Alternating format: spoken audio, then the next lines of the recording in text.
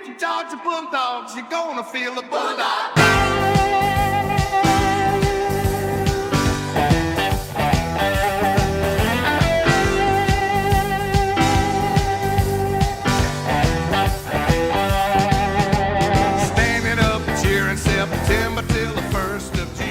Hello, everybody, and welcome to Row 60, a Georgia football podcast. My name is Clark Gaines. Joining me today, as always, Adam Thornton. Woo, baby. And this is show number 79, Adam. Yes, sir. One more closer to our Clemson preview, man. We're just knocking them down. We are back in the swing of it, man. Couldn't be any happier to be sitting here tonight recording an episode, going over what our roster is going to be looking like this upcoming fall, man. And if you just reading through the position groups and just name after name after name, man, you just can't help but get excited. It's going to be another special year of Georgia football, man. Yeah. And one of, if not the very most talented roster in the whole entire United States of America. Clark resides in Athens, Georgia. On paper right now, we're about to find out if it holds true this season. I think it will. Yeah, a lot of names that we've heard of before and a lot of new names, Adam, that people haven't heard of. And we're going to run through, like Adam said, each position group, both offense and defense, give you those names, who you should look out for this season, who is going to really pop off. Let's do it, baby. So I think we should just jump right into this. But before we do, Adam, I think it is necessary to talk about the elephant in the room. We have to? We do. We do have to. We do. We do have to. Adam, it's not all going to be rainbows and butterflies at Row 60. It's not. All right, go ahead, discuss it. There's I think you could call this a cultural problem at this point. What do you say about the Ra Thomas incident? For those who don't know, Ra Thomas, starting receiver, got arrested this past week. Yeah. So as we're recording this, it's been a couple of days now. And, Clark, what I have to say about it, this is the second time he's been arrested, right? I mean, something eerily similar with some domestic disputes is what we read last year. And he, whatever happened there, Kirby and staff felt like it was great to keep him on the team, and he played last year, of course. And this go round, something else along those lines, man. And from what I read, I'm not going to make speculation if he did or not because I don't know. And we have a legal system here in the United States of America that you got to go through due process, Clark. Due process to before you're proven to be guilty. But in fact, man, it doesn't look good if this has already come up once and then it happens again. And I will say this, man, after reading the allegations and everything, if it is true, I want him off the team. Yeah, me too. Want him off the team. It's inexcusable at this point. And it does beg the question. We brought this up last episode. If true now. If true. That's true. That's the key word, if true. It's true. But it begs the question, does the University of Georgia, does Kirby Smart and this football team, do they have a culture problem? And I've been debating this with several people, one of those people being McKay Smith. You know McKay by this point. Those are listening. If you're a regular listener, you've heard that name. But he's my best friend. We've been going back and forth on this. Do we have a culture problem or not? Man, I'm starting to get to the point where maybe it is to some extent. Well, I mean, honestly, Clark, I've been following Georgia football since I can remember. And honestly, though, yeah, but it was the same thing with Mark Richt there. I heard somebody say, with the Richt there, they Rick took these boys to church. Yeah. I mean, there's players that go to church with Kirby. I mean, I remember vividly how many guys were we going to have miss the first two games of the year. It's a running joke. For either getting DUIs, BUIs. I mean, just stuff happening in the summer, and it was a deal, man. Where I just think this has happened. I don't know why. It just seems to happen here more so, or if I'm not paying attention as much as what happens in Auburn or Tuscaloosa or anywhere else across the nation or Columbus, Ohio or not. But, man, I mean, it just seems like for whatever reason, and then some years it seems more than others in the offseason this happens. But going back, man, to the early 2000s, this has been a deal that's, I remember the last time we played Clemson in Death Valley. Josh Harvey Clemens. I think Marshall Morgan actually was suspended that game. I mean, he had a BUI. Yeah, and then Josh Harvey Clemens doing so. I mean, multiple guys, and I mean, we've had that happen. Going into a season several times. Now more than others right now, maybe, but I don't know. Man, I think it's 18 to 22-year-olds who are just, need I think, again, and I've said it before, I mean, they go into these campuses and they live like kings, and I think they just don't think of repercussions for their actions, and I think the real world's got to hit them in the face some again, and then hopefully life lessons learned, and their ways are changed, and you learn from it. I mean, we all make mistakes. Some have more worldly consequences than others, by all means, but I think it's something that definitely, man, I wish that you could see, hey, look, this split-second decision was not smart, and look what's happened to this guy over here and the repercussions he's facing of it. I don't want to be like that. I'm I'm not going to, when I get myself in a position to make those decisions or go down that way, and that's something that holds true to every one of us, no matter our age. But an 18, 22-year-old athlete in Athens, sometimes I think just lets the decision making get the best of them, and that's not an excuse. It's inexcusable. You're still an adult that right from wrong then, and I don't think there should be a slap on the wrist for stuff, like what Rah had. Yeah. Right, that needs to be a life lesson, especially the second time. And I hate to say it, man, but I hope get some help or has if it's something that maybe where he's kicked off playing Georgia football this year, but it changes, perspective on life, then he needs to have it, because things are bigger than football, even though me and Clark like to get on here and ramble. But culture problem, yeah, I mean, I guess so. I guess you could call it that. I mean, I don't want to see it. It is embarrassing for University of Georgia. And I mean, when fans talk about it, I just, say, I mean, you can't defend it. I mean, you just like to say, yeah, I hate it, but it is what it is right now, and just hope something changes in these kids' lives. Yeah, and I think a lot of people are quick to put the blame on Kirby, which is just ridiculous. I think this is truly a case-by-case thing. And these players, they're in the spotlight, and when you do something wrong, it reflects not only badly on you, your family, but also your team. And that's just, that comes with the territory of being a Division I athlete at a high-profile school like Georgia. But it seems coincidental that all these are happening at the same time. I'm kind of back and forth on this. Is this a culture problem? Is it not? I don't know. It's not really affecting the play on the field, like the performance, I wouldn't say. You know? I mean, you go look back at the 2008 Florida team who had all the issues. It didn't affect them. Major issues. Oh, they had major issues. Yeah. But my point is, it's not affecting what we're seeing on the field. Obviously, we want this stuff cleaned up. People have lost their lives through some of this stuff, and we don't want that, right? But I don't know what else Kirby can do at this point, because it seems like the word is he's exhausted all of his resources, and at some point these players have got to take responsibility. In fact, the locker room, I think the seniors in this locker room, the leaders, whoever they are, and I'm sure this is happening right now as we speak, they need to step up and get a hold of this team. If they can't get a hold of themselves, then they need to have some accountability within the locker room. And once again, I do believe that's probably happening. And you gotta push this stuff out, man. You can't let it sit in the locker room and fester. No, that's right. That's right. And it's something that is it's just sad to see. And I know Rah is the second offender of the second time we've heard him getting arrested. And I think if both allegations were true, then it should be a life lesson of getting kicked off the football team. Yeah. Especially this particular one. If you want to go and read the police report, I'm not going to put up with that or want to support somebody. I mean, I hope the best for him as an individual, but I think that is something that you don't need in your locker room with that. But a lot of them, though, Clark, that have been arrested or had a bump in with law, man, I would say, though, a good portion of them is they mess up. They know they mess up. I think they own it, and I think they're better from it. And I think that happens the majority of the time. What we're seeing is just not guys completely repeating again. Besides this case that we're alluding to right now. But we'll see what happens, man. And I hate it. I just want to focus on football. I want to focus on what's coming out of the preseason camp. But at the end of the day, man, it's 18, 22-year-olds, and life lessons got to be learned, and hopefully it's something that they can learn them without serious repercussions and stuff. And that at the end of the day, that's what I'm here for is, of course you want these guys to be great football players for us in the stands to watch, and for them to be able to go on and achieve their dreams and all that good stuff. And most importantly, you want them to learn how to be men and face the adversities of this world and what it takes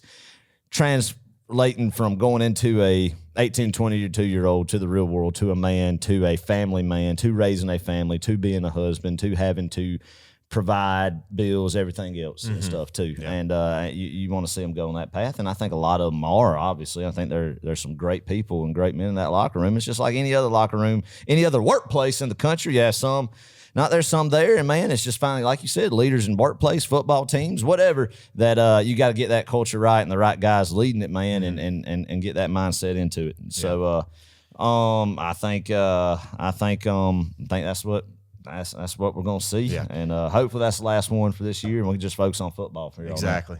Exactly. Yeah, Adam, I don't know if you could tell. I've got some bags under my eyes. Maybe the light's helping it right now. Yeah. But I looked in the mirror this morning, and it's because I'm still staying up till about 2 o'clock playing Dynasty with Hawaii. I also have another Dynasty team with the Scranton Stranglers. You're not a big Office fan, so I don't know if you'd understand. I don't really know much about the Office, but that's just cool. Trust me, it's a cool team. It's a cool team. All right. I believe you. I believe you. Yeah, the Scranton Stranglers, and but I'm with Hawaii right now, and anyway, just killing it on the recruiting trail. Good. I'm turning my program upside down, and that's good. We need it. We need a little shake up. So good. Let me ask you though. Tell me about your Dynasty. How's my Dynasty's awesome, man. You know, I mean, I play it late at night. After I get everything else done that I need to, kid to bed, get a workout in, you know, all stuff done, what needs to be done. I sacrifice, you know, a little bit of sleep, like you said, stay into the wee hours in the morning and play for an hour or so. And my Dynasty's with the Appalachian State Mountaineers, the Sun Belt. I've made the 12-team playoff, but have yet to win a national championship.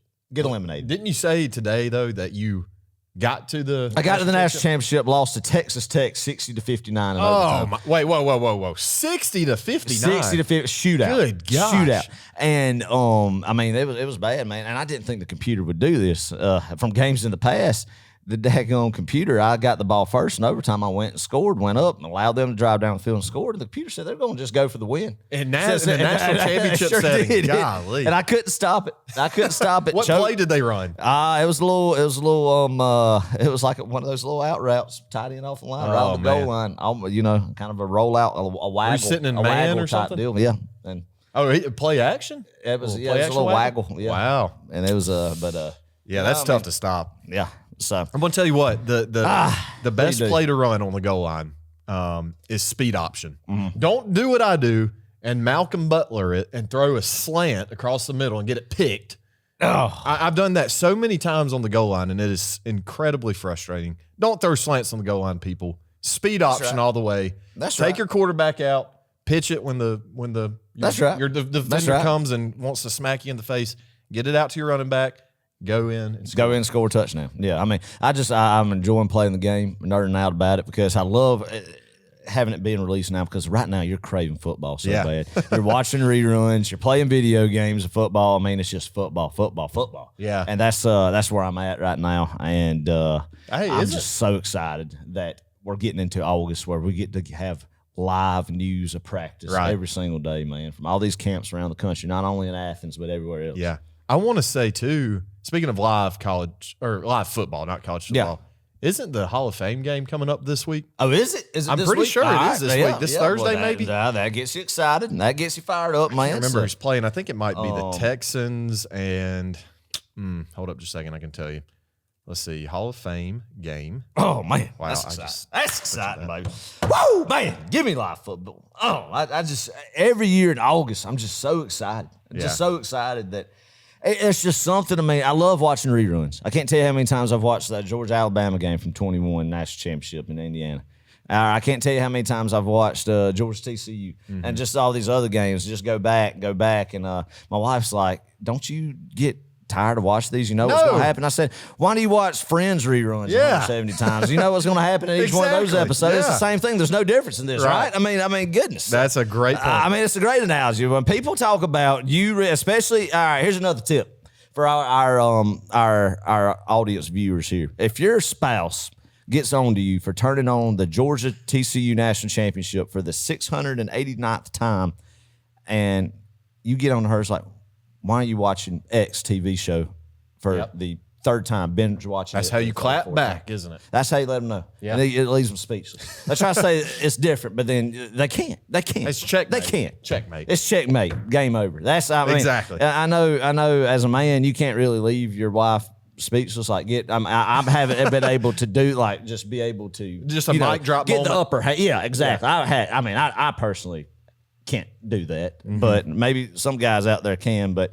that particular time, I was so proud of myself. Yeah. And I just thought of it off the rim. I love it. And really couldn't say anything back. Yeah. So. Well, going back to the Hall of Fame game, it's the Bears and the Texans. So right. I guess we'll see Kamari Laster. I think he's the only dog in that game. Oh, is he?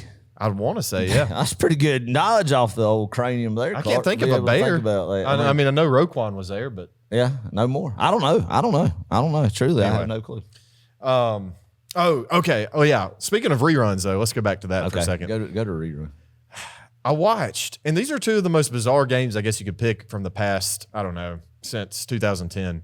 I watched 2011 Georgia Boise State. Y'all remember that why one? in the world would you watch that? I don't know. I just kind of forgot about it. I was thinking about Boise State, and I was like, man, how did we lose that game? I know it was bad, but what went wrong? And Adam, I'm telling you, man, if you go back and watch that, it is night and day difference from what we have today in terms of college football. The style of play is different. The athletes look incredibly different. The uniforms look different. Well, especially the uniform of that game. Yeah, those are that game was the Power Ranger Rangers uniforms, man. And I remember being so jacked for that game. It was my first game at Georgia, being a student at Georgia, and I was juiced, man. I mean, Boise State coming into Atlanta, into the South. I didn't the realize SEC. they were ranked, I believe, number 6. Kellen Moore. You know, was their quarterback then. And I mean, he was a guy, not a big arm, but precise with the football. Great field general. Field general. And terrible game, man. Started off that season 0-2. But we rallied, won the East, made won it to 10 Atlanta. straight. Go 10-2, man, and made it to Atlanta. And got shellacked by LSU. I will know that first half of the SEC championship against LSU in 2011 was really great. I don't think we gave up a single first down. No, we didn't. But then the second half happened. The honey badger. Well, late in the second quarter is when he took that punt back, which I still think he let go of the ball before he crossed the goal line. Yeah. We'll never know. I will never know. And then we got beat by Michigan State in the Outback Bowl after that. So, gosh. But that's crazy. All right. So you said you watched that one, which was interesting choice. Watched that one. And then the second one I watched, and this was 2 nights ago, I watched Georgia, Missouri 2022. And I don't know why I put myself through that again. It was just weird. What you think about that one? I just can't believe we won that football game. Yeah, it was unbelievable. Go back though, if you want to watch a game that just stresses you out.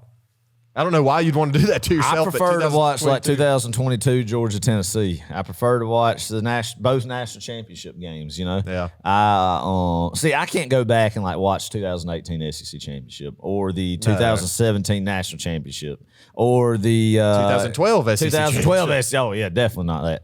Or, but I think it eases it that I probably am getting closer to I could revisit it now because of what has happened. Yeah. But pre-2021, there's no way I could go back and put myself through that. No way. No way. But, I mean, that's fun, man. I tell you a game I'd love to get my hands on. It's the 2004 Georgia-LSU game when Saban was at LSU and came into Athens, man, and beat them like 45-16. That's on YouTube, I'm pretty sure. Is it? Okay, yeah. I have to blow that up on the TV. Just David Green throwing touchdown passes to Fred Gibson, Reggie Brown left and right. Oh, man. Great memory. Great memory. Good times. Another good one for viewing pleasures, 2006 Georgia-Auburn. Freshman Matthew Stafford on the Plains, a unranked Georgia team against a top 5 ranked Auburn team in Jordan-Hare Stadium on a very overcast, cloudy day. Man, I've never seen so few Georgia fans travel to Opelika, to Auburn. Yeah. And, I mean, there was nobody. Like all the Georgia fans thought we're not going to win this football game. But I was in the 8th grade. We went over there and beat them 37-15. I mean, not just to upset over a top 5 team as an unranked team at their place off something flukish. You know? I mean, a straight beat down. Trey Battle with 3 picks. Matthew Stafford had a day, man, it was in sprinkling rain. Good one. Check that one out. I think it was aired by the old Jefferson Pilot Sports. You know what we need to do, Adam? We need to Central. compile a list of games for the people to watch before this season kicks off. Just to go back in time and relive some of these games, revisit. Maybe some of you don't remember these games at all or didn't watch them, or that's fine. Well, we can educate. I'll compile a list of some Clemson stuff closer time too. Oh, I like it. And I mean, of course, we haven't played Clemson every year that I can remember of mine. But I could go back to some games I've always heard about. I mean, you think about the first game under the lights at Sanford Stadium, 1982, Labor Day night. Herschel Walker used as a decoy, Clark. He was hurt, and I think that was huge back then. Of course, there was no message boards, there was no podcast. Just read in the newspapers, is Herschel going to play? Is Herschel going to play? And one of the best plays that did not count, besides the Todd Gurley kickoff return against Auburn in 2014. Second to that would be Herschel Walker came on the field. The whole Clemson defense was eyeing Herschel, and they faked it a reverse to Tron Jackson, who got on the perimeter and scored, and Sanford just went nuts that night under the lights. And I mean, this was in the second quarter, the first time Herschel got on the field, because the doctor told Vince Dooley they could use him as a decoy if they want to, right? So it didn't count. I think there was a hold or something. I forgot what it was, but you know, I mean, even though that play didn't count, you still see that rerun years later. But Georgia did win that football game and used Herschel as a decoy, but never got to he never got to really run the ball effectively, man. But that's a good game to think about, man. And the 1980 Georgia Clemson game with Scott Warner, a couple punt returns in that one. So I mean, that's a big one, and definitely don't want to revisit the 81 one. Yeah, I have watched that one as a loss. That's a loss that I have, because I was like, I've heard about this game so much, I want to see it. Right. When Clemson won the national championship the year after us in Death Valley, Buck Bellew, and Georgia, you know, we only lost that game. Was it 13-3? And turned the ball over 5 times. Jeez. 5 times. Wow, that's 5 crazy. Times. 5 times. But anyway, we'll get into that. I could go off more. 2003, 30-0 beat down. And anyway, Adam, you are truly a walking encyclopedia. Adam and I met up with Rod Dittler. Shout out to Rod Dittler and his wife Kelly. They're from California, and they made the trip in their RV to come visit their daughter in St. Mary's, Georgia. Yeah.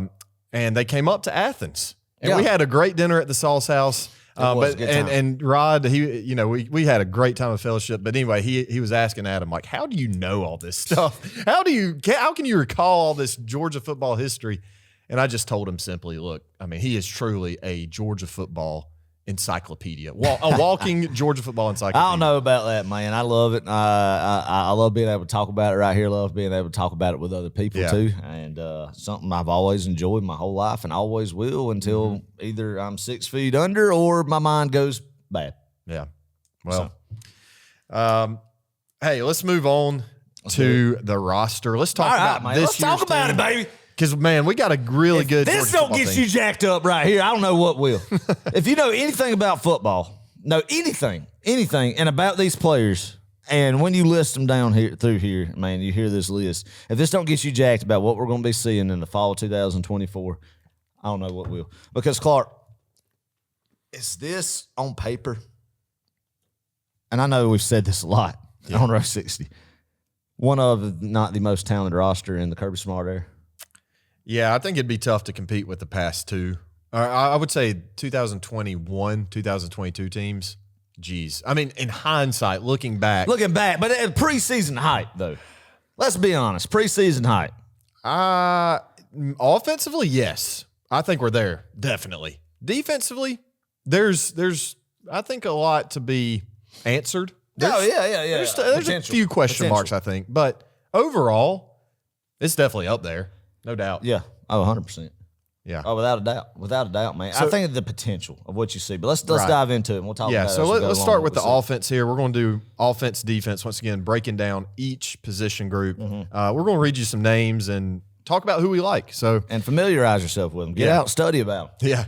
So starting with quarterback, it's pretty simple. The main guy, Carson Beck, senior year, Adam.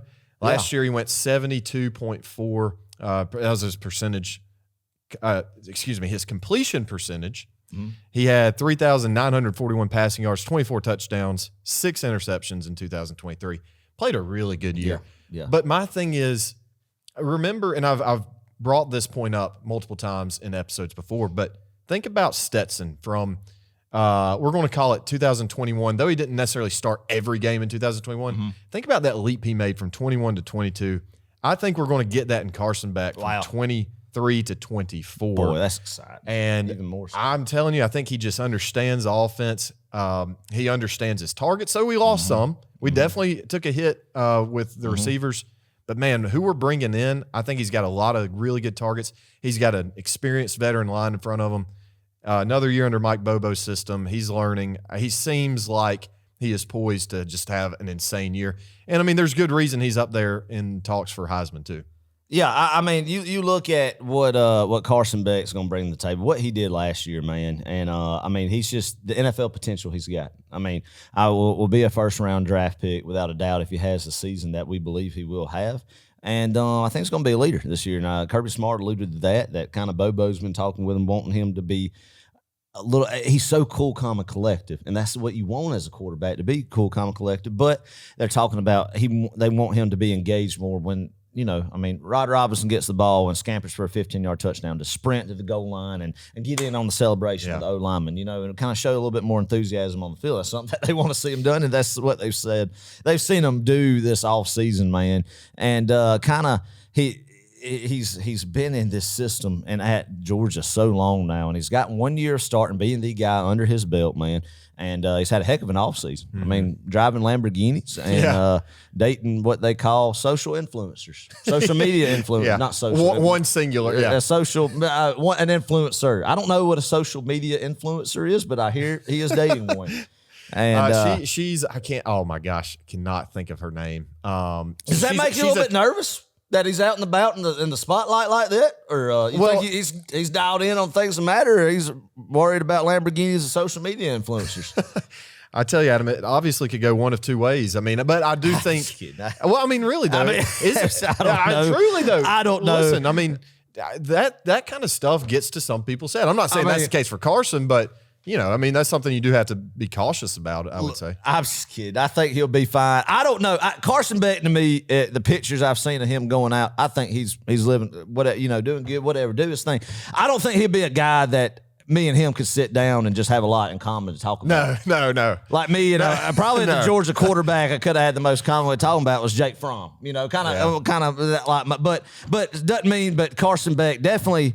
But what I like about it, he is who he is, and he's confident who he is, and I think that'll translate to good play on the field. But I mean, I could just tell by Carson Beck, you know, he's not going to come on row 60 and we're going to find a lot of common ground besides talking about football. Oh yeah, but good for him, man. Good on him. Yeah. Live your life. Be you. Okay, I'm going to pose a question. I'm just going to say that. I'm going to pose a question to all those out there listening. What Georgia football cornerback, either current or former, could you talk to and have a very lengthy conversation with over dinner or over a cup of coffee? I mean, you could. I mean, and I'm talking not just football. Yeah, not that's what I'm saying too. Football, Yeah, not even mentioning football. Yeah. Just so life interest. If you're listening to this, don't do this if you're on the road. You can do this anywhere else.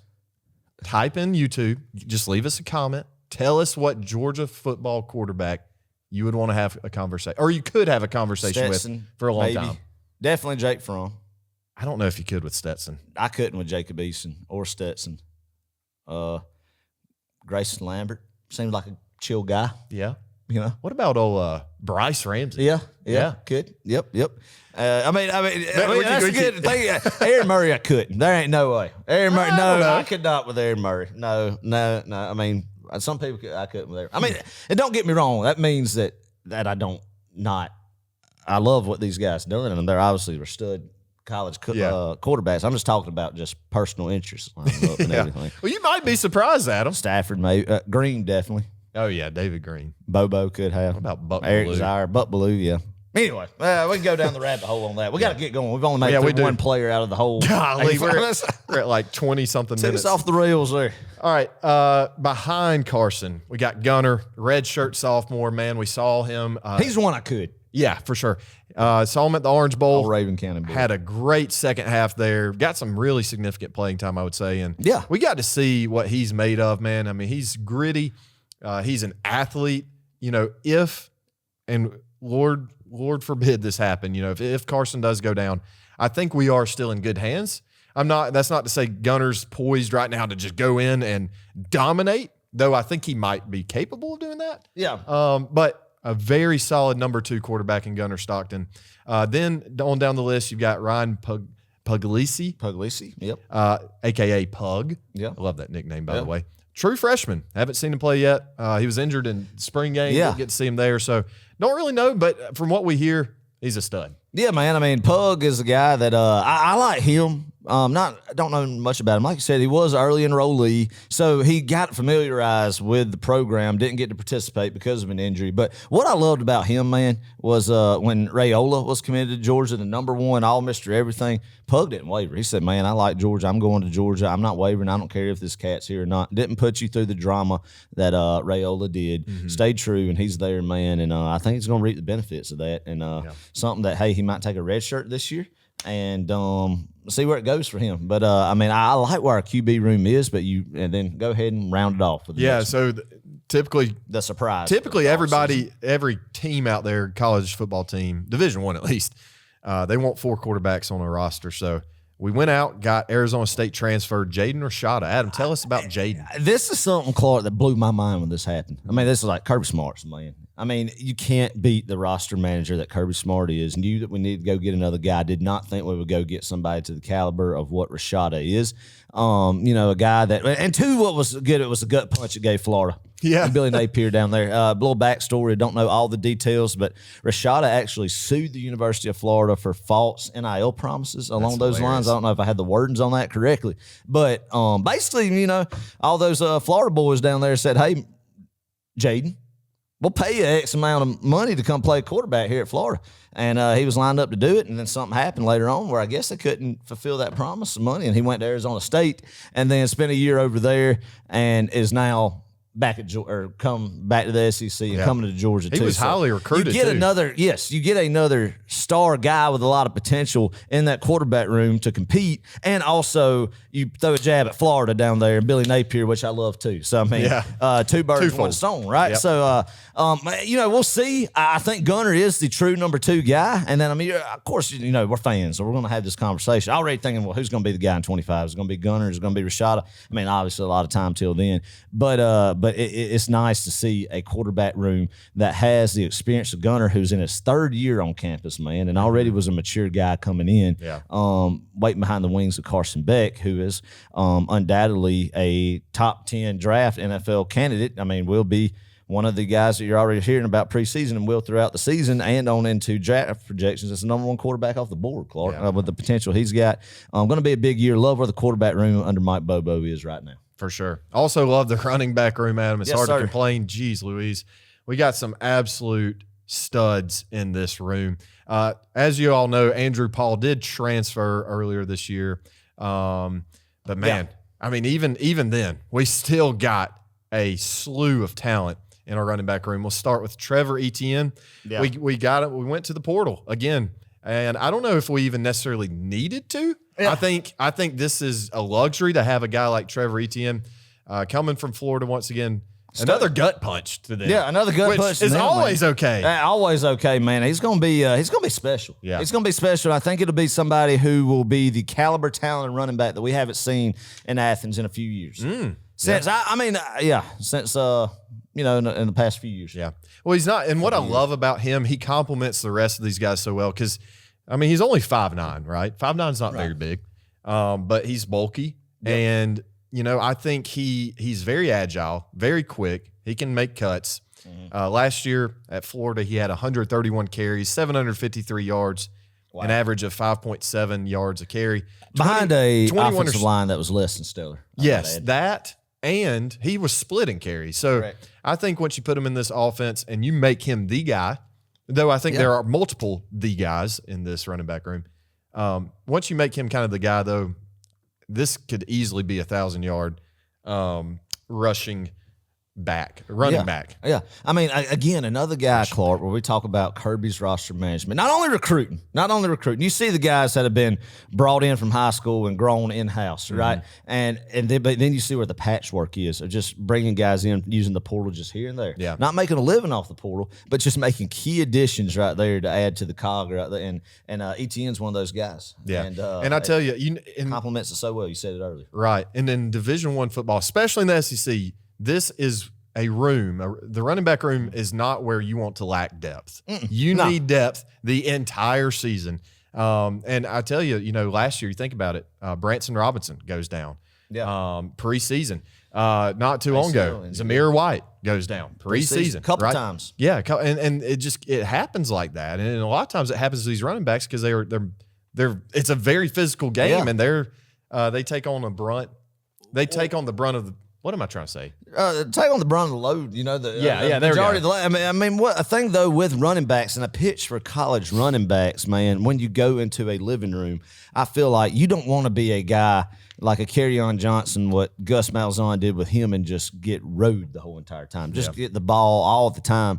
You want to be able to tell these kids' families, hey, we got A, B, and C in the running back room. They are all three NFL potential. They were all three split loads, which extends the running back lifetime, which is a very short span in the NFL. So every carry you take from college on up, I feel like, man, is something that you don't need to just, add too many miles until you get to the NFL, man. I mean, still, of course, have a healthy load to develop, to put on film and stuff. But I think it's good when you're not the workhorse for a team in college and you're able to split loads. And then you even see that being the case. And some of these guys at the University of Georgia maybe not being their full potential at Georgia, but really explode in the NFL. But because of, they're not just getting the complete, because it is a running back by committee room and always has been, because you have studs in there. I feel like not just one workhorse. Right. Does that make sense? Yeah. And some other names here: Roderick Robinson, sophomore. Man, he's going to be a bulldozer, y'all. He is a bowling ball, big kid.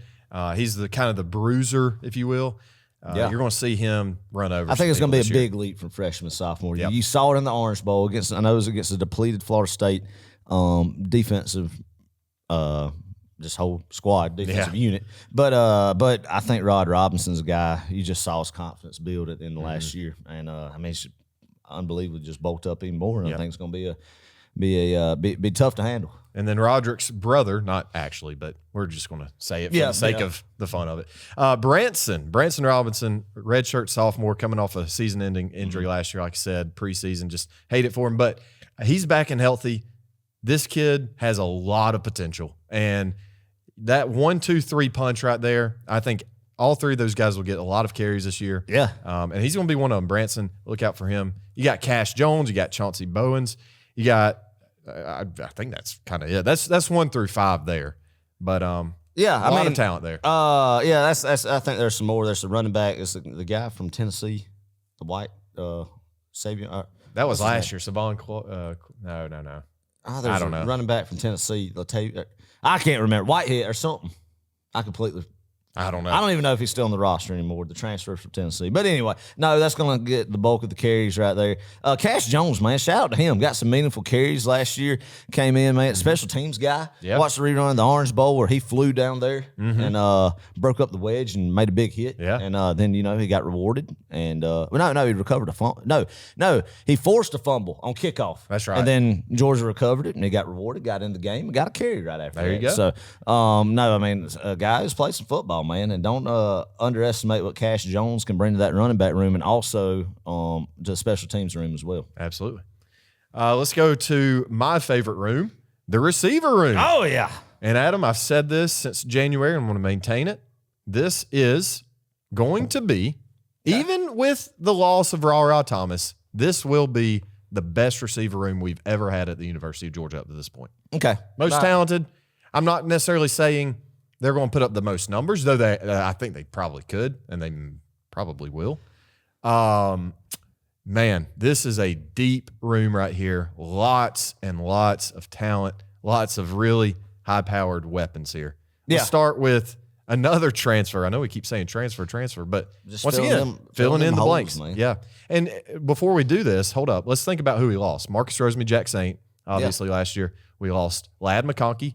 And though he's not necessarily a true receiver, we lost Brock. Yeah, guys, you get to the football too, and those are some big names, especially Ladd and Brock. And let's talk about just receivers right now. Ladd McConkey is a guy for what he meant to Georgia in his time. You're not going to just replace him off the bat, but you can have a plethora of guys who can come in and hopefully have guys step up and kind of pick up what Ladd did so well. That was just being able to just get the ball to him in clutch situations and when a play needed to be made. So I can't wait to see out of these guys who are very, very talented, who's going to be those ones to step up this year and do it. Let's start with Colby Young. Senior, he transferred from Miami, 6'3", big target at him. And I think he's going to kind of absorb what would have been. Hold up, let me back up. Ra is suspended indefinitely. We don't know. We don't know exactly. We're just assuming here that's going to extend throughout the rest of the season, though I don't know. It may not. We'll see. But Colby Young, though, man, his stats weren't crazy at Miami. I think he had 47 receptions, 563 yards, 5 touchdowns. But, man, if you just watch the film, if you watch him, what he did at Miami, he's going to fit in well with what we do offensively. He's going to be that guy. We need to make a play. We need to get the ball up in the air and just jump ball. Yeah, he's the guy. So, do you think it'll kind of be like a Javon Wims? That's a great comparison. If he gives me the production that Javon Wims gave at his time here from that X slot, then I'm ecstatic. Yeah. Or maybe like a Lawrence Cager. Yeah, Lawrence Cager, that's a good one. Lawrence Cager's a good one. Yeah. When you're talking about just some, because I mean, historically, here the past few years, especially in the Kirby Smart era, when you talk about big body receivers, guys on the outside, you haven't seen as many. Yeah. Right? I mean, long lengthy guys. Right. Go up, Right. One guy we always talked about was Jonathan Rump. Back in the Rick days. But oh, wow. He never came into fruition. That's a name you hadn't heard in a long time then. But no, in all seriousness, I think Colby Young will make some plays, man. And I can't wait to see. Yeah. Can't wait to see. I think it'll be a good fit to that ring. Another ex-receiver, Nitro Tuggle, freshman. I mean, you gotta be awesome to be named Nitro. So like 6 foot, like I said, true freshman, lean build. I think he's quick. But hey, he could very easily be a big part of this offense. Yeah. Yeah. Like this year. Yeah. I really do 100%. think that. So I don't know. We'll see about that. Slot receivers, we got Dominic Lovett, senior, transfer from Missouri last year. We saw what he did. Man, run some really good routes. And I think this could be your leading receiver this year, arguably. I don't know. I was about to say the same thing. Yeah. I think when you think about the receiving room, who's going to be the guy, and I know there's a name we're going to get to that we're going to say, hey, he could, but Dominic Lovett will be the man that takes that step even further, and I think you'll see him produce a whole lot more than he did last year and get the ball a whole lot more and kind of be that guy that Carson Beck's going to look for in like big, third down situations and that kind of that safety net, if you will, that McConkey was for Stetson Bennett for Carson last year. I think you're going to see Dominic Lovett transition into that role, Clark. Yeah. He had 54 receptions, 613 yards last year and 4 touchdowns. And hey, don't be surprised, Adam, if he takes an end around or some sort of a jet sweep. Yes, sir. Just embarrassment of riches. Oh, yeah. Embarrassment of riches. Another guy, a guy I'm really excited to see, and I know some of you out there, you know this name. Yeah. Some of you probably don't, though. Anthony Evans, sophomore. He could offer a lot of value to this team this year offensively, and he's super quick. Kind of reminds me of an Isaiah McKenzie, sort of. Yeah. Very shifty, and man, you give him open space, that kid can fly. He can do some stuff, man. I mean, a very talented guy, and I think our introduction to Anthony Evans, a lot of us were that one bright spot in the SEC championship last year was his punt return. Yeah. And I think a guy you're going to see field punts this year too. So I think you're going to see him plugged in a variety of roles, man, and then kind of be a guy in the rotation there that just another talented guy and another weapon. Yeah. One guy, Adam, I'm very, very excited about. Sokovie White, freshman. Okay.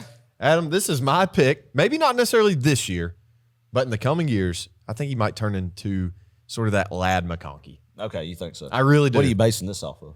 The fact that he was a 3-star recruit. Okay. Just like Lad. All right. He was only given a couple of offers, and the main one being Georgia.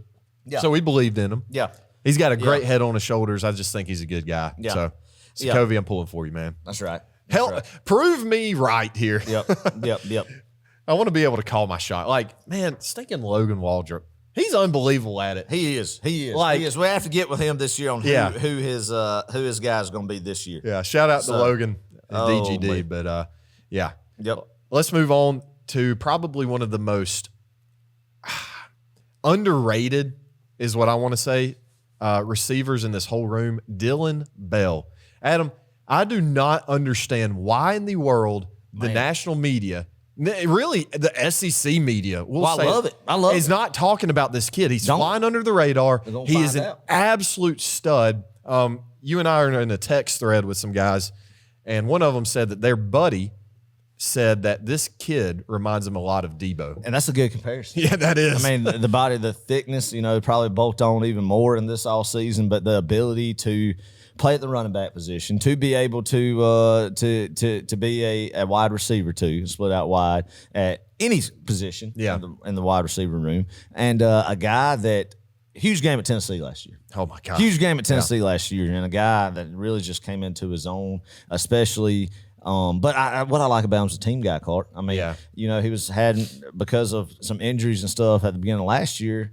Coach Bobo had to get him in the running back room, and a guy just whatever the offense needs, whatever the team needs, he's going to do it. Is what it seems like, and I think he's going to be a major factor this year, and just really just blowing the lid off some. I'm going to tell you, barring injury, this ought to be his last year here in the red and black. And I'm just going to say this: you better enjoy it because he's going to make some highlight catches, some highlight plays. This kid is going to be the most fun to watch on this entire roster. Yeah, 100%. I can't wait. Very excited. We're on the Dylan Bell hype train this evening, folks. But can't wait to see him. Arian Smith. Yes, sir. Senior. God, man, he's been there for a while. He has, man. I mean, the earliest memories of him was during COVID, and we're sitting in the Mercedes-Benz Stadium against Cincinnati in the Peach Bowl. George wearing those black jerseys, and we're wearing masks sitting there. I mean, it feels like an eternity ago, but that was our introduction, was a long ball to Arian Smith from JT Daniels that game. Yeah. Dang. I barely remember that. But speed burner, Adam, we just need him to make the big catches. Yeah, that's right. Everybody knows that, man, and everybody appreciates him, even if he doesn't do anything this year for what he did at Ohio State. Oh, game, man, even though he was just wide open. But I mean, some big catches he has made, and then, like you said, some missed opportunities, man. But what I love about Arian Smith, and I will always love Arian Smith, Clark, is you really don't hear a bunch about Arian Smith. You get what I'm saying? He's a guy that this is his 5th year in the program, right? Yeah. Easily could have transferred out. Yep. And said, look, I just keep getting passed, But no, he's stuck around, man. I think he's been committed to this program, this team, and I hope he's able to reap some benefits for that this year and get some opportunities to make even more plays. And I think obviously he will, because a guy with that type of just straight line speed is deadly. Yeah. And when you have a guy like that, you have to work him in some packages for sure. and different play. And you'll see that. Number 11 be on the field this year, and really pulling for him, really appreciate him. I think he has earned DGD status, because in this day and age of not getting content very easily and just transferring out when things don't go your way, whether it's self-inflicted that you think because of your play on the field, or you think you're not being treated fairly. You see that a lot with these kids these days, and Arian Smith has not been that way. He has been faithful, and I think all Georgia fans should rally behind him and appreciate him for what he's meant in this program going into his 5th year, Clark. 100%. That's my Arian Smith appreciation right there. We love you, Arian Smith. We love you, Arian Smith. There we go. And then 2 more. We're going to end this with 2 more transfers. Why not? London Humphreys from Vanderbilt. I believe he was all freshman SEC last year, I want to say. Yeah. Sophomore this year. Big guy, 6'4". Yeah. Don't really, I mean, he is fast. He's a track star. He is really, really quick. So I'm curious to see, is this a guy that kind of emerges this year in this offense? And that'll be interesting to see what he does this year. But I think when we do this next year. Oh, yeah. We're really going to be talking some London Humphreys as well. But, hey, he might just be a baller this year as well. And he definitely will contribute and will be in the rotation. Yeah. But I really think in 2025, you're going to be like, man, special. And then last but not least, Michael Jackson III. Man, what a fun name. Okay. Senior from USC. Do you think he'll wear one singular white glove? He's got to. And if he scores a touchdown, he's got to give it a yee-hee. What? Do it again. Oh, do the moonwalk? And then do the moonwalk. Do the moonwalk? Yeah. 100%. Yeah. Okay. He probably hates people like us. That was bad. Oh, that was terrible. But I thought that was pretty good. Yeah. You think instead of, everybody wears the gloves, he'll just wear all white. I think that would just be brilliant, just honestly. Man, that'd be so much fun. But yeah, that kind of rounds off the receiver. Let me add this too. Okay. One thing I forgot to mention in the running back room. You coached for the first time with Kirby Air. That is true. Josh Crawford, running back room. Dale McGee, obviously, great job at the University of Georgia, and went on to pursue the head coaching job down the road in Atlanta for the Georgia State Panthers in the Sun Belt Conference. So first year in the Kirby area, having a new guy in the running back room. I trust Kirby Smart hires. I've learned to do this time and time again and never doubt it, because and then obviously, the guy who's going to be leading the receiving room, Clark, is an old name, Old friend of ours, Mr. James Coley. Yeah, who I've kind of talked negatively about on this podcast, and when I say that, I'll own it. I have to. The problem, who that? But the difference is this time he is where he needs to be. Exactly. In the receiver room. We'll just leave it at that. The good Lord gives everybody a skill set, I believe. Yeah. In life, and everybody's got a profession that they've been blessed with talents where they need to go into, and certain roles in that profession, right? That they succeed at, and then there might not be, might be their calling to be in, And I think calling plays is not James Coley's forte, but recruiting kids out of South Florida. Oh yeah, that's his forte. And coaching receivers, baby, let's put them in there. Slick that hair back, get some grease in your hair, James Coley, and run that receiver room and get us some dang studs from down there in Miami. Miami-Dade County, man. Yes, sir. What a slew of talent comes out there. I like Coley being back in the receiver room, man. I mean, Brian McClendon came back again. It just keeps coming back and forth, back and forth. It's like a 16-year-old relationship, man, where you break up, then you come back. Then you break up, then you come back. That's what McClendon's doing. He went to the NFL this time, man. I don't think he will be back, but hey, at least he came back and won a national championship. True.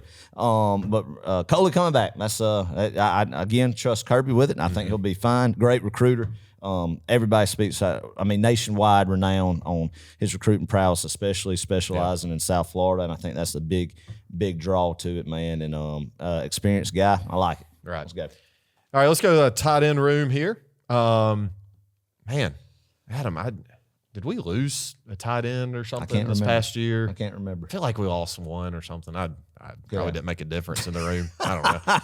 No. Massive hole. Oh, my gosh. Yeah, but my gosh. I mean, you look at this talent here.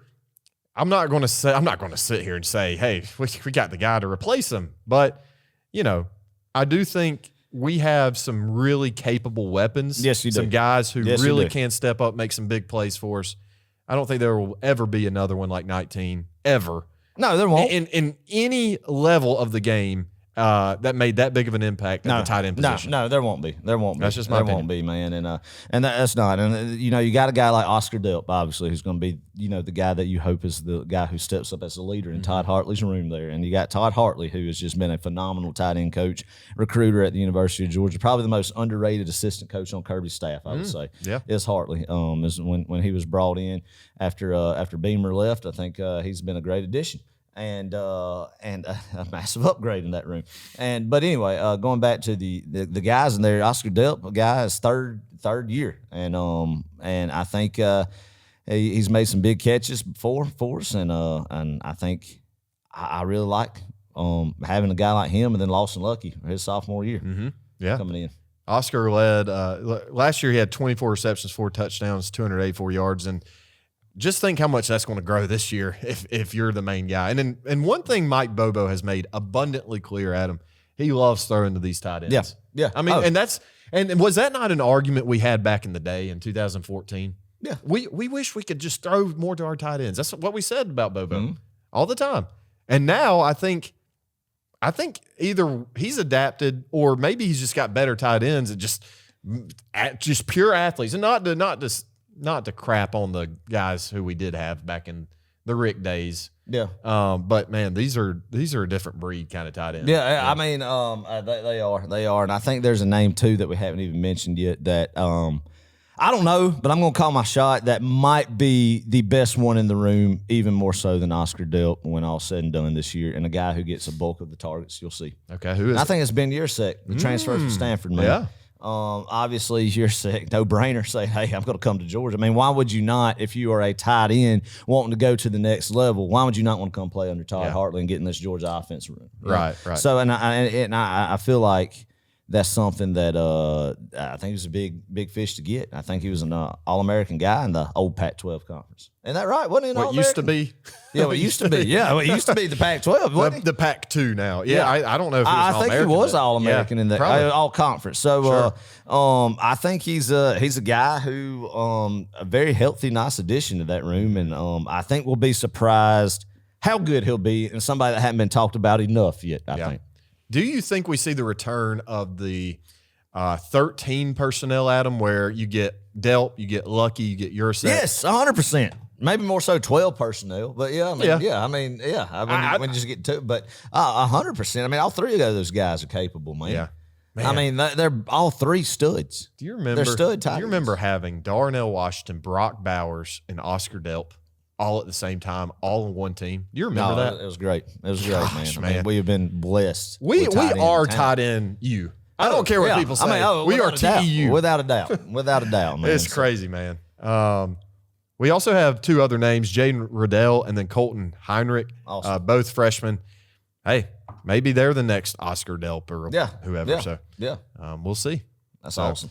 That and then last but not least, Adam, we would be remiss if we didn't bring these guys up. The offensive line. Let's go into that room. The core of the offense, Clark. Yeah. Let's just say it. The These anchor. guys, all of these skill guys that we've talked about can't do what they're talented enough to do if the offensive line isn't what it needs to be. Yeah. If Carson Beck doesn't have time to get the ball to these guys, if there aren't lanes that are opened up for Roger Robertson and Trevor Etienne, then they're not going to be able to do, and this offense click like everybody's saying it is. It all starts up in the trenches and then goes out. Yep. And Stacey Searles, again, a guy now, he's in his 22, 23, 24, his third season coming in this offensive line room. Been very good his first 2 years. I'll be honest, it was a hire I was worried about coming off of Sam Pittman and a short stint with Matt Luke, but he's answered the bell, and it's just kept trucking. And the guys that you have listed here, Clark, is a lot of guys with some talent, a good mixture of veteran and younger guys that I feel like is going to be, if they stay healthy, is going to be a very special group. Yeah. And Very this is, special group. once again, like you just said, this is one of the groups we've got to have healthy for the whole season. And it's likely one of these, and I'd not, gosh, I hope I'm not like jinxing it or anything. I'll knock on wood for this, but it's likely one of these guys will have some sort of an injury. I mean, just It's how SEC physical football, it is. man, with Yeah. a possible 16-game slate. 17. 17-game slate. So it's inevitable. It's almost inevitable. Yeah. I mean, let's say it is, but Right. you got guys, and depth has been built there, man, and guys you can plug and play and at tackle guard, moving on either side of the ball, and Yeah. I don't know. Let's list them all. yeah. So we'll start with left tackle and then we'll work our way from left to right. So left tackle, Ernest Green played a lot of snaps last year, redshirt sophomore. I think, man, he's a very talented kid. Big physical guy too. You got to have somebody like that on the left side protecting Carson. Like him. We got left guard Dylan Fairchild. Yeah. He started really making a name for himself later in the season. Some people they have some mixed reviews on Dylan Fairchild. I like him. I think it'll be fun. I think he's an anchor in this offense. Junior, so experienced. Center Jared Wilson, also a junior. Heard some really good things out of him, and I think at center especially, big shoes to fill with Cedric Van Pran. Right. Leaving. I mean, but you listen to Kirby talk about Jared Wilson. He loves athletic guy. Athletic, yes, but also a leader. And you got to have a good. That's what you want to hear. Kind of CEO of the offense. Everybody thinks it's a quarterback, and in a lot of ways it is. But man, you got to have a number two, and that number two is your center, because the center really does, call out the Mike linebackers, picks up, blitzes, communicates with everybody. So, I think he's going to be special, man, at center. I'm excited. I love the fact that he has been behind Cedric Van Pant a couple years and coming into a starting role where it's not like it's just a true freshman we're trying out there, with a high potential. Right. It's somebody who has been in the program, knows what the expectation is, and has got the potential to be another great center at Georgia. And we've had some good ones, honestly, in the Kirby Smart area. Think about it. There's been a lot of good guys at that position. Yeah. Another guy we're going to talk about here, right guard Tate Ratledge. Man. Huge win for us that we got to get him back for one more year. Yep. Because he could have easily probably declared this past draft, and we get him back for another year.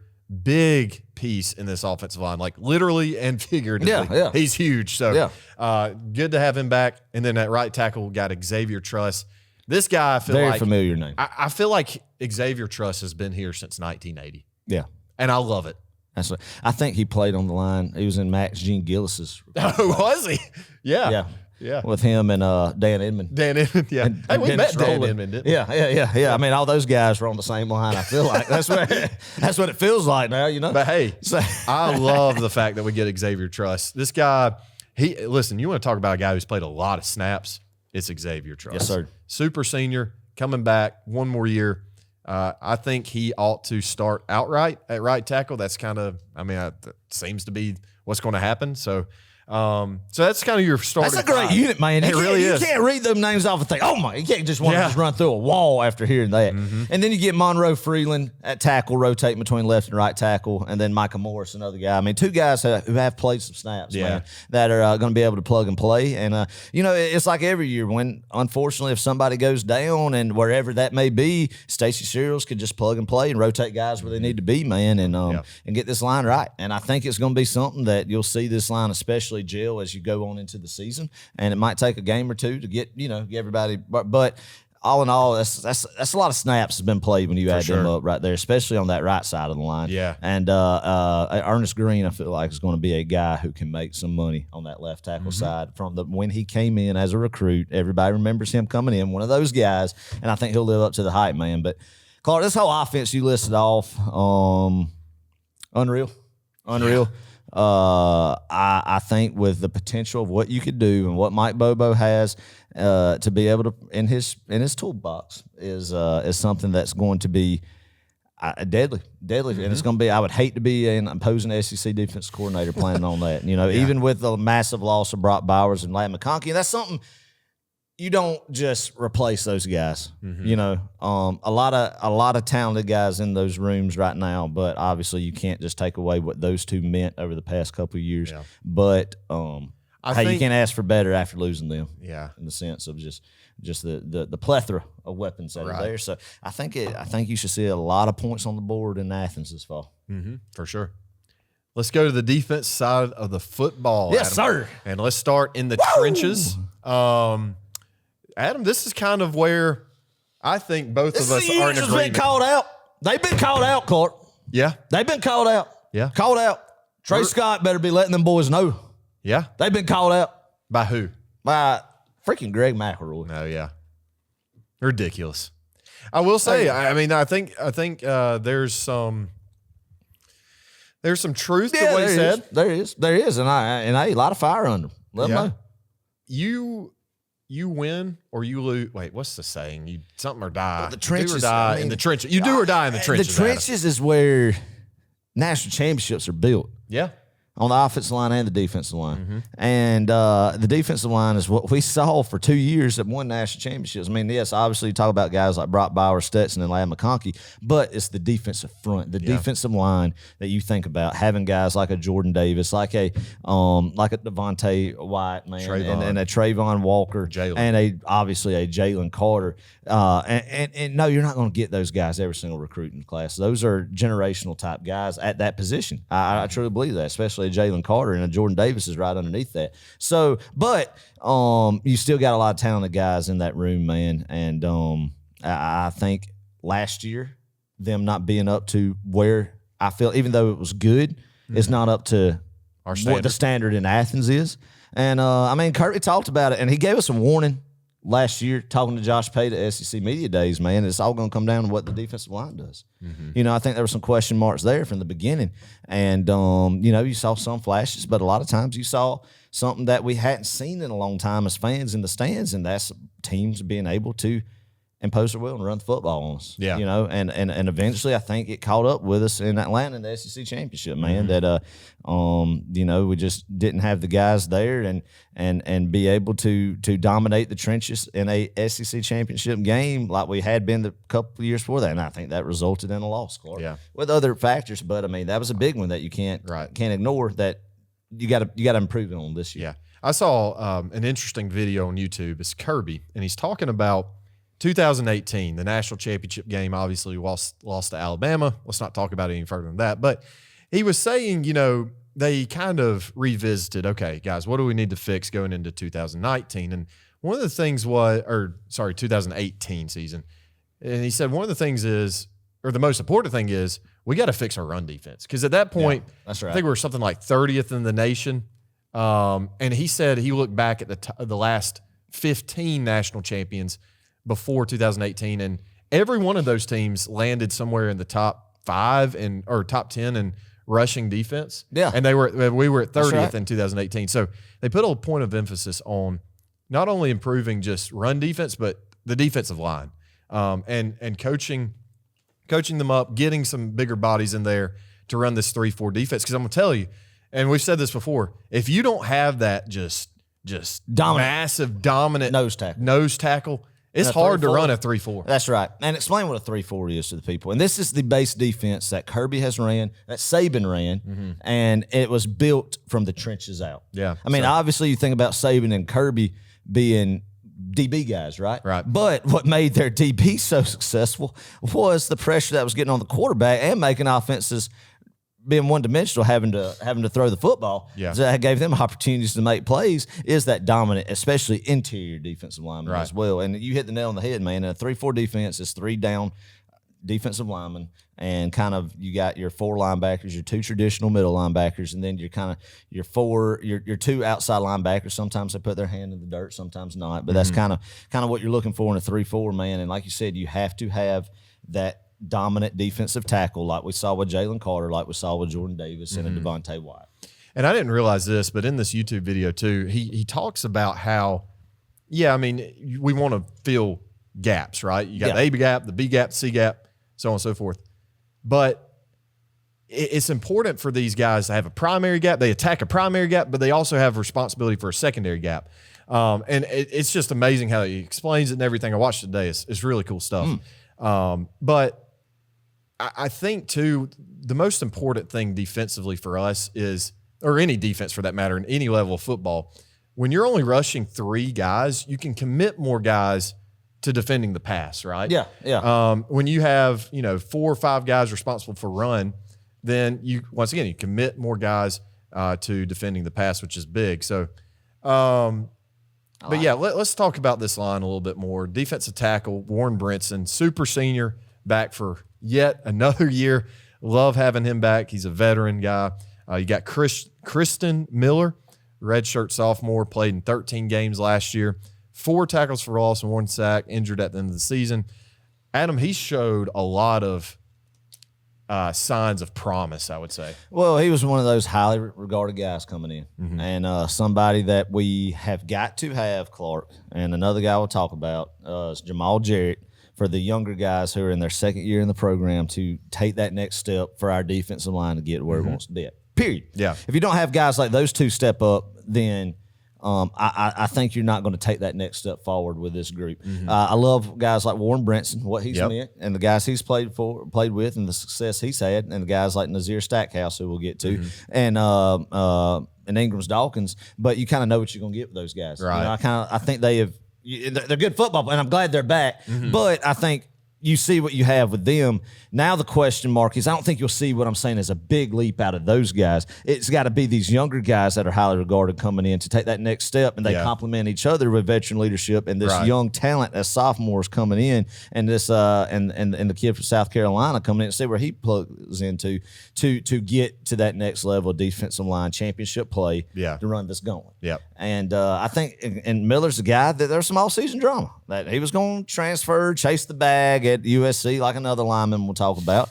But he stayed at Georgia. I'm sure he said he was transferring, and then he got a bump. So, you hate seeing that. That's the world of college football today, but he's still in Athens, man. So I'm sure he got a significant pay raise. I'll just go ahead and say it, and go earn it now. I mean, period, Yep. If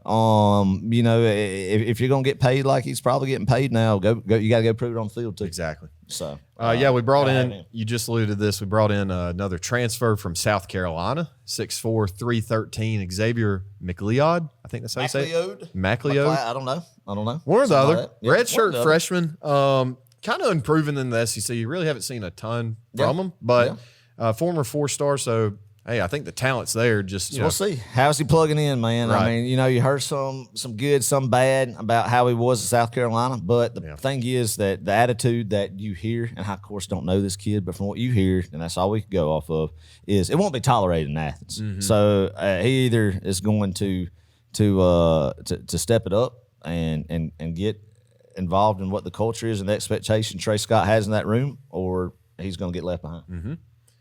Freshman Jordan Thomas, 6'4", 322, 4-star from New Jersey. Yeah, man. Hey, this See what he kid, does. I've heard a lot of good things. Just, perusing. That's your word, Yeah, Adam. perusing the message boards and whatnot. But look out for him. Nose tackle. Let's go to the nose. Nazir Stackhouse, super senior, coming back, baby. All SEC second team last year. He has played a ton of snaps as a Georgia Bulldog. I said in this podcast last year when we did this roster, preseason roster look, that Nazir Stackhouse could be a first-round draft pick. Obviously, that didn't happen. Yeah. This previous draft. Right. But he's still at the University of Georgia. Yeah. So I'm going to call it again. Okay. Why not? Why not? For the second year in a row, Nazir Stackhouse could be a first-round draft pick. Okay. Mark it down. Are you willing to put money on that? Maybe. Oh, okay. Why not? We'll make a burger bet off camera. How about that? Burger bet, Nazir Stackhouse, first-round draft pick. Oh, man. Another guy, Is Adam. that crazy? But, I said it last year. I'm going to do it again. Okay. Why not? Another guy at the nose, Jordan Hall, sophomore, Yes. 6'4", 320. Adam, this might be the missing piece for the defensive line. I don't want to put that kind of pressure on him, but I am.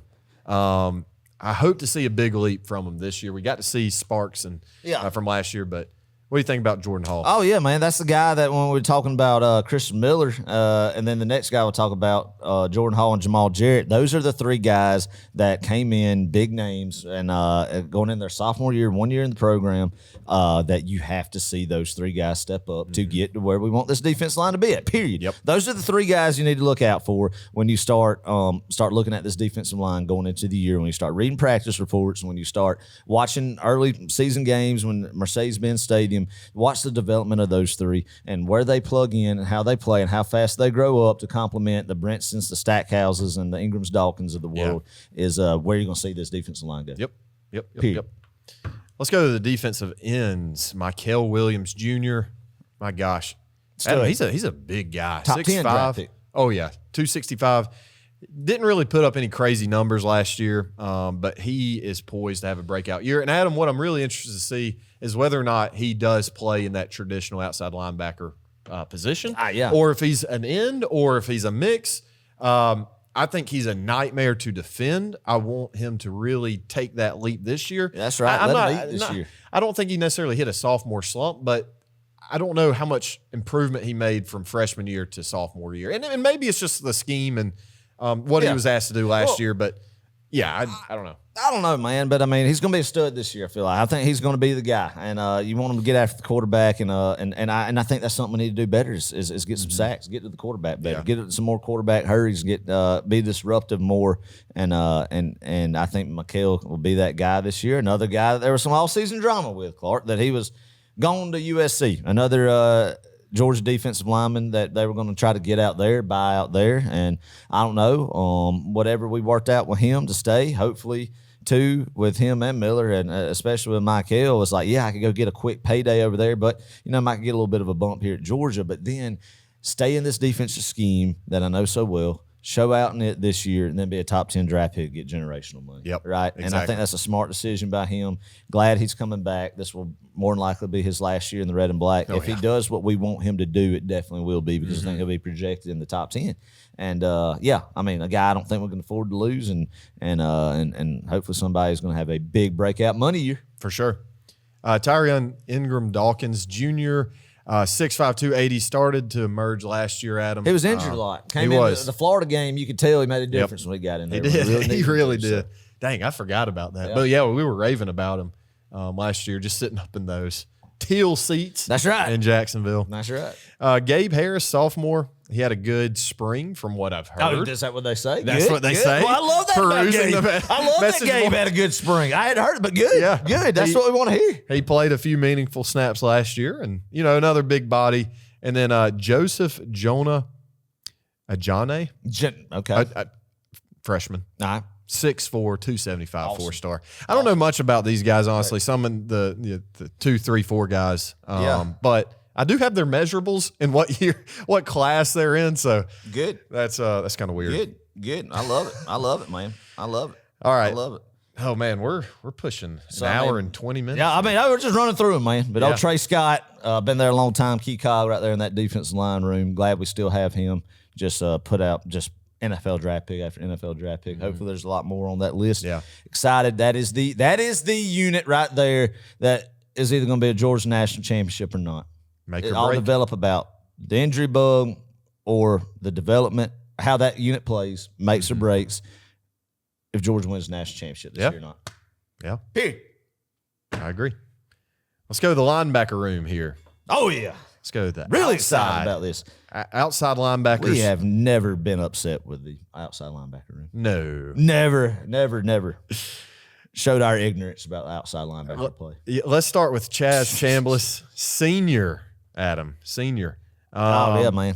You'll see him start, Well, maybe, yeah. potentially. Yeah. But, he'll definitely play. He's a veteran guy. Played a lot of snaps here at Georgia. He's caught a lot. He's caught. Wow, that is not a word. He's caught a lot of flack in his time at Georgia. And, once again, folks, so we've kind of beaten this like a dead horse, but I think a lot of it last year had to do with scheme. I think it was a lot of people not knowing exactly Even though he was doing his job. football. He Yeah. was doing his job. And we were critical Yeah. at times of some things. But, yeah, I mean, I don't know, man. I mean, you got another veteran guy in that room, and that's good. It's always good to have experience come back. And we will see what happens with him this year. But I think he's a guy who knows his assignments and what he's supposed to do. Yeah. Got a high motor. High motor. That's what we like. And Lunch pail kind of guy. I'm going to tell you Lunch pail something. kind of guy. You got to have a high Lunch motor. pail kind of guy. That's what we like. That's what we like. Next behind him would be Damon Wilson. Freak. Yeah. Sophomore, 6'4", 235. Yep. Excited to see him. Samuel Impemba's another guy, sophomore. Adam, no Marvin Jones this year. He's gone. He's transferred. Where did he go? I forgot. Florida State. He was a legacy guy at Florida State. Marvin Jones, disappointing man. Just looked like a stud out there. Yeah, I just kept every week. This is a Marvin Jones breakout. Never happened. Never happened. But he's gone, and whatever. That's fine. Next man up. One thing I'm disappointed. I want to see Jalen Walker in that room. Yeah, and you I might. just think there's an embarrassment of riches in the inside linebacker room, and Jalen Walker is a guy who could get after the quarterback and take over a game on the defensive side of the football. Yeah. That's my breakout guy. I love Jalen Walker. Yeah. And I think he's underutilized. And maybe I'm an idiot for saying that stuff, but I just think he's been I think he was underutilized last year, and I think we need to get him. I mean, you get guys like Jalen Walker and Mykel Williams at going after the quarterback. That's what Scary thought. But I mean, Walker, I just feel like was just way underutilized last year. Too many. I mean, Hey, should let's back up for a few second. snaps. Xavier Sorey, was he an outside linebacker or inside? I can't even he was an remember. inside linebacker. He was. Yeah. Man, we've had some studs at inside linebacker, and I wish he would have stayed, but I don't know. Just not, yeah. I mean, Anyway. next man up, man. yeah, I mean, we lost Jamon Dumas Johnson. There's been several guys transferring out from this linebacker room. Once again, Jamon Dumas went to Kentucky. Yeah. So, and I mean, really, he got overtaken by this guy, C.J. Allen, sophomore, stepped up in a huge way last year. Him and Raylan Wilson both had big. They had to come in when Smile was hurt last year. They had to fill in those shoes of Jamon, and because Jamon was hurt too. Yeah. Smile and Jamon. Yeah. Well, I mean, you look at it, Clark. There was chatter this time last year about them two stud young linebackers coming in. Right. That Smile and JDJ better watch out. And they're absolute studs. They're absolute freaks, and a lot of high expectations for both of them. Yeah. And it's good to get Small back. Hopefully, his off-season deal that's kind of been took care of. Learn from that, moved on, and be the leader that I hope he's going to be in that linebacker room and in the whole defense, man. A veteran guy who's made some good plays at the University of Georgia, and excited to have him back. Yeah. We got Jalen Walker Jr., elite pass rusher, Adam. Like you said, do we see him make that switch from inside linebacker to outside linebacker? See, to me, I feel like there's room for him on the outside linebacker to get more snaps, to get after the quarterback more. But, I mean, obviously I'm not going to go against Kirby Smart and Glenn Schumann because they know 100 million times more about defensive football than I ever will. But I just feel like when you got a playmaker like Jalen Walker, you got to get him on the field, man. But then you got Raylan Wilson and C.J. Allen. It just feels like he's just an outside linebacker. Yeah. It just feels like it's the perfect opportunity to plug him in Right. on the outside. But and then I mean, and we're not done here. We got Troy Bowles, sophomore. He's a pretty good player from what I've good understood. high football IQ. His dad's Todd Bowles, head coach of the Tampa Bay Buccaneers. Yeah. So Justin Williams, yeah, unbelievable freshman, 5-star. Watch out for that guy. Yep, number 1 linebacker in the nation. This past class, 6'2", 205, ran a 11.01 100-meter time. Man. God, that's impressive right there. Smoking it. Shout out to McKay Smith once again. Gosh, shout him out a lot. We need to just bring McKay on. But Adam, he is convinced this kid is going to be Justin elite. Williams? Yeah, Yes. without a doubt. Without a doubt. I mean, and like maybe even this year. Be yeah. elite. 100%, man. Which I who do you start out of this group? I don't know. You got a good rotation, man, that you can bring in, and that's good. And that's what you're going to have. Right. And then you got Chris Cole, freshman, 5-star. Number 3. 6'3", yep, 210 pounds. Number 3, Linebacker in the linebacker in the nation, yep. Yeah. And then Christopher Jones, freshman, 4-star. So you got a lot to pick from here. And I have to believe at least one of those guys will make a transition from inside linebacker to outside linebacker. Know it's a talented room when you push a senior Jamon Dumas-Johnson, veteran guy, pretty talented guy, out the door. That he's just not, as good of a player as he is, he can't compete with the guys in that room. Period. And that's amazing. That is period. That that's is it. amazing. I appreciate what he's done for the University of Georgia, but I mean, the writing was on the wall, and it started at the beginning of last year. Yeah. And appreciate, again, everything he's done. But, that just shows the elite athleticism and guys that are in that room when you have a 2-year starter go out the door and go to another SEC program. Adam. Excited about Blake Newman, DGD, Texas, listener. Yeah. Friend of the show, patron. Can't wait to meet you one day, Blake. Yes, sir. But he asked, Adam, will C.J. Allen be a household name nationwide by the end of the season? What do you think? Yeah, absolutely, man. I love C.J. Allen, and I love how he was thrown in the fire last year as a true freshman. And I think you saw him just continue to improve. More and more, especially in that Orange Bowl. And I think, him and Raylan Wilson are going to be guys on that inside that's going to be just studs.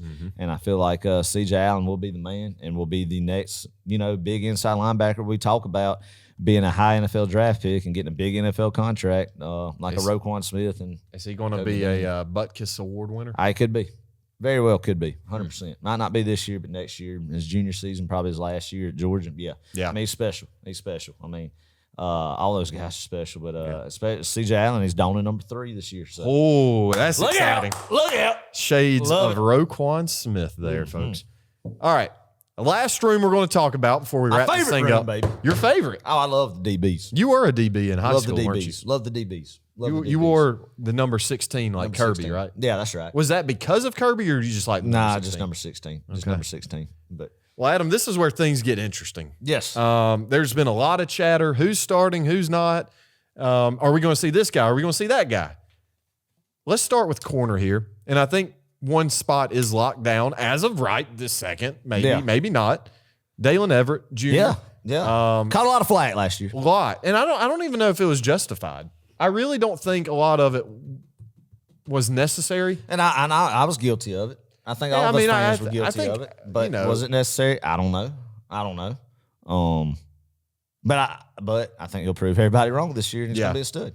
I hope so. And next, Tyson Campbell type guy, and I think he's going to be one of those next great Georgia cornerbacks. That kind of where you see one that really solidifies one side of the ball at corner, and then you see the other. And you've had that Ringo, then Kamari Lassiter, and now Dalen Everett. So I think it'll just be the next great one.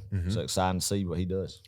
But on the other side, who is it? Is it Julian Humphrey? Is it Ellis Robinson, perhaps? Another guy, man, who obviously we wanted back. I mean, had to re-recruit him in the day and age that he was going to Texas A&M, Clark.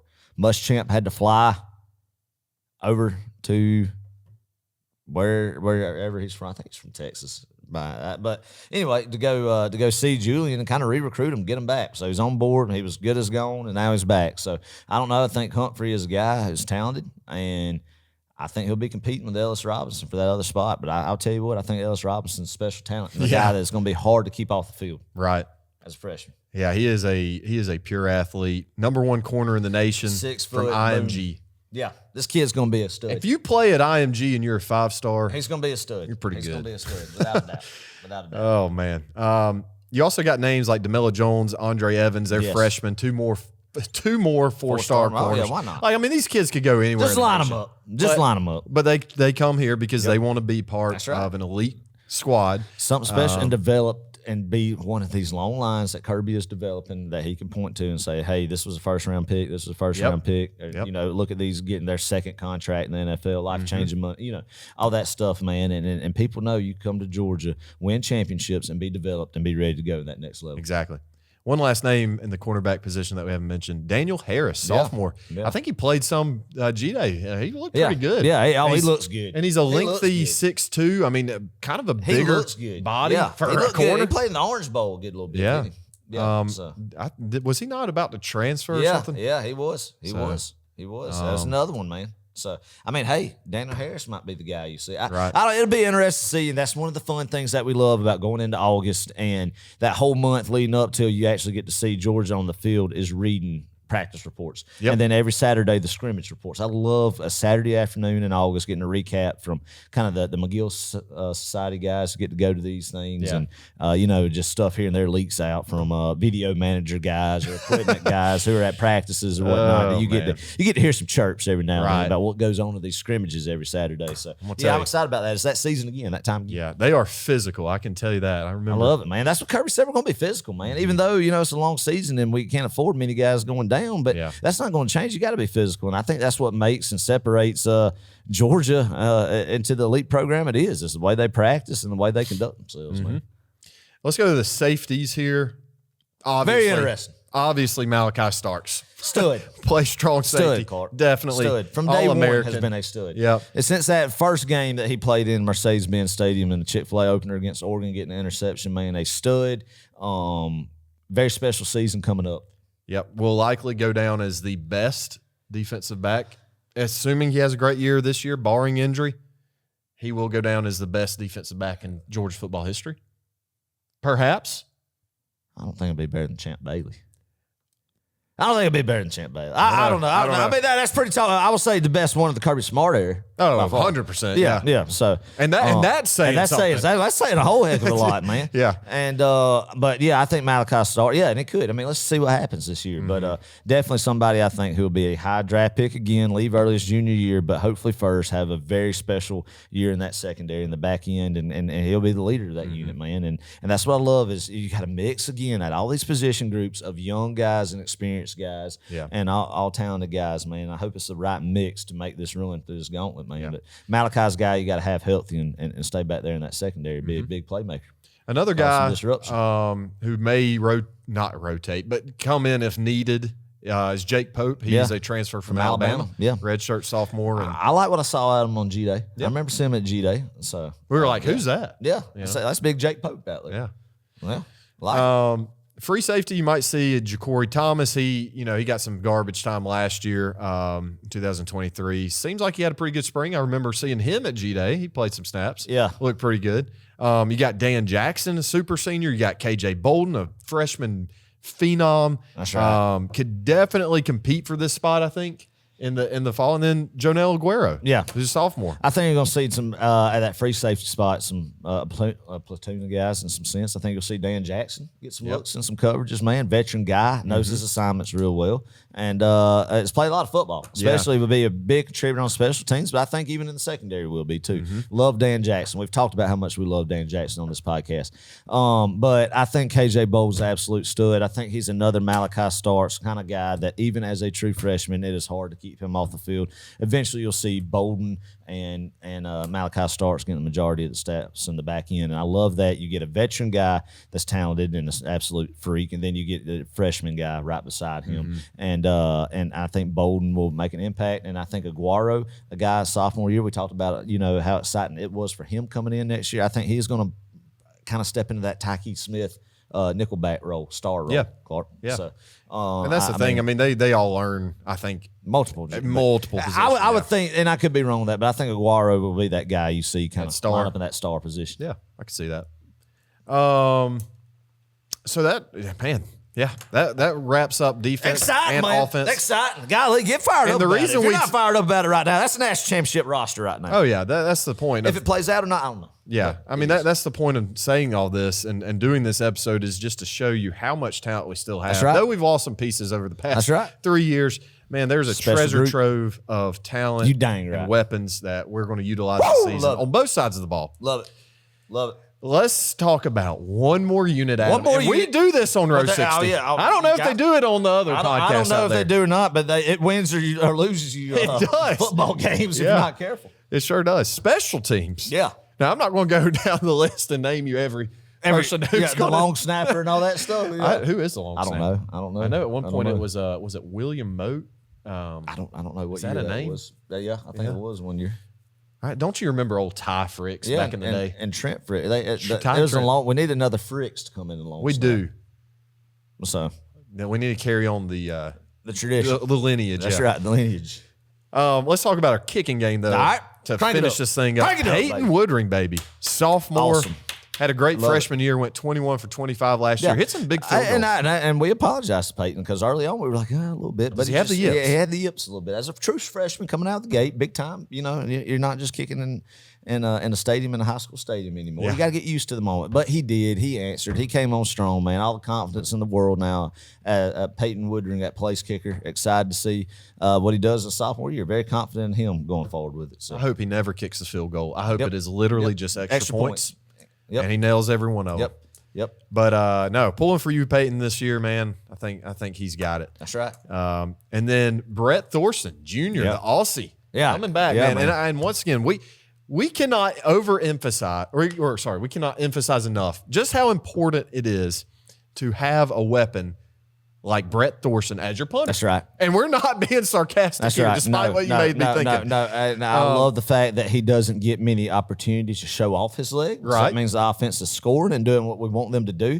But when he is called upon, flips field position, and that's a weapon, man, is to have a punter who could flip field position, man, and pin offenses back deep and limit them what they could do and let defense and open up, more of what Glenn Schumann and Kirby Smart want to do on defense with where the opposing offense is starting out on the field, Right. man. And Thorson's a guy, a veteran guy. So I mean, you love seeing it. Even we talked about how much we love what we have returning on offense and defense side of the ball. Well, you're not breaking in a new kicker. Place kicker or punter this year too, and that's big to have experience in both of those positions as well. And Agreed. Something else that people don't think about, but makes or breaks seasons. 100%. Well, folks, that's your roster right there. Woo, man! Depth chart. I'm sure there will be some changes. We're there, baby. But that is We're there. the bare bones right there, man. We're there. Study these names, man. Yeah. Study them, because those are the guys you're going to be seeing this fall, and need to get acquainted to them. Yeah, you need to We break need, out. We need to dive in more too on some of them, but yeah, I know. We need to break out the what did they give you on game days? The little program. That's Program. right. The program. And Program. I got to look at Binoculars. the jersey number. Yep, And yep. we need to invest in a Some good binoculars. pair of binoculars. this Because year. a lot of these guys change numbers, man, and you got to, especially from like freshman and sophomore year, like CJ Allen, who's changing this year, going from 33 to 3, right? And yeah, we definitely need to get excited about what we have. It's embarrassment of riches. A lot of teams look preseason, kind of think wishful thinking. Oh, maybe we get hot, ball bounce our way, stuff happens.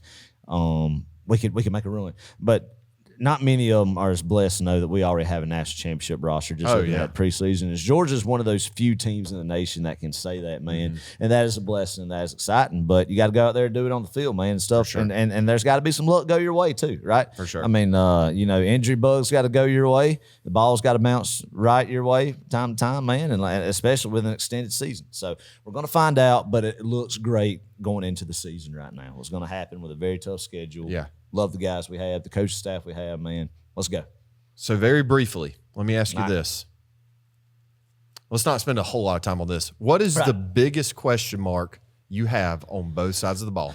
If you could sum it up in just a couple sentences, what would it be? The defensive line is the biggest one to me. Okay. I think we alluded to it when we talked about that position group, man. That's what makes or breaks, I feel like, with this current rendition and what last year, a championship football team. Yep. And I think pieces are there, but I think that's question marks. What we talked about are the Halls, the middle of the Jarretts, the younger guys going to step up with the returning the Stackhouses, Brensons, and Michael Williams. And how they mesh together and what kind of production we have there, man. Yeah. I think for I'm going with me, yes, I'm in agreement with you there. The defensive line, secondary. Yeah. We've got talent. We've got lots of talent that we just read, you guys, but I just want to make sure, we're plugging in the right people because it's hard to replace a Javon Bullard.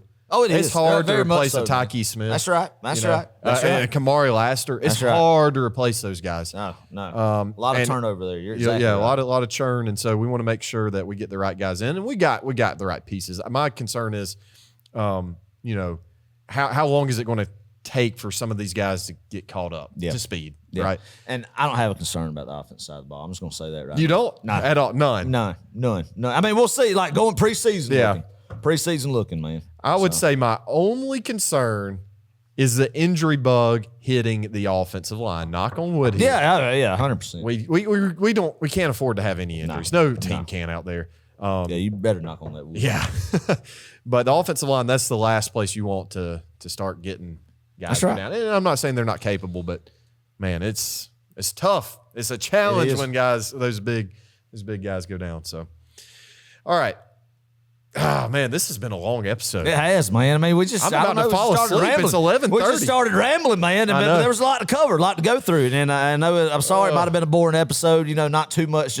Because we just had a lot to cover. And we have to do this as a tradition every year for us to go through the whole roster, man, and just point out what we think about it. And kind of give everybody a template of what they need to start studying and getting ready for to see every Saturday. I love how you always say study as if they're taking a test out there. We do. I mean, they need to. Everybody needs to be like, just take time out of your favorite TV show or something and just look over the roster and get familiarized with these 18, 22-year-old kids, right? Yeah, why not? Why not?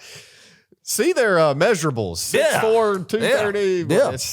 That's right. Man. You want to look impressive in Sanford Stadium when old buddy sitting beside you, says, who's that number 3 out there? And you could list off, he's, 6'2", 235 pounds. He came from blah, so, and just leave him speechless. Right? Yeah. I mean, nobody's going to think you're crazy or anything. Right? I mean, nobody's going to think that's odd, or to the next level at all, right? I mean, who does that? That's why you go to Sanford to do that. Dang right. No other reason. That's it. That's what is the difference in football fans in the Southeastern Conference and the rest of the world is we know weird facts about our college. Know our team and our program inside and out, baby. I love it. Oh, man. I love it. Well, Adam, we've got a live college show upcoming August 30th. We're going to get rowdy that night. I'll just go ahead and tell everybody right now, the women and children do not need to listen to that show. Okay. Maybe they can listen to the beginning of it. Maybe but the as first we start 30 minutes. As we start rapping and cranking it up about 5 more notches, baby, then that's when you might need to, put them to bed. Yeah. Put them to bed. Who knows what you're going to get? Because who knows what you're going to get? It's going to be you add the culmination of starting a brand new season, brand new format that's never been done in college football history against a historic rival like Clemson that you don't get to play that often, man. In a neutral site, big-time football game. We're going to get absolutely jacked and rowdy, and you better too. You better bring the energy. If you're going to be on that show, rowdiness has got to ensue. If you're going to call in, you better be on your A game. You better be on your A game because this is going to be the most rowdy regular season call-in show in Row 60 history. I'll go ahead and call that and make you that promise right now. I will be giving my all that night. Might not even make it to Mercedes-Benz. I'll be so out of control that night. Cannot wait. Let's go. Crank the dang thing up, baby. Hey, August 30th, man. 8 o'clock. Let's go. I'm ready to go right now. I'm ready to go run through that sheetrock right now. Go to Mercedes-Benz because we're going to go out there and we're going to kick Clemson's tail, baby. Yeah. Let them know, Adam.